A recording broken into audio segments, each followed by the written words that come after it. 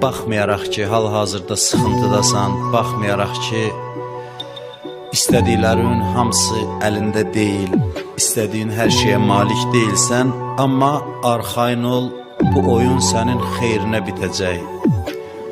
Sən sonda qazanacaqsan, qazanan sən olacaqsan. İnsan bir şeyi anlasın ki, ilahi sən mənimləsən və salam. Bu kifayətdir ki, insan aram olsun, sakit olsun, əmin-amanlıqda olsun. O sizinlədir. Harada olursunuzsa olun. Hara gedirsinizsə gedin, o sizinlədir. İşlər onun əlindədir. Dünya başlı başına buraxılmayıb.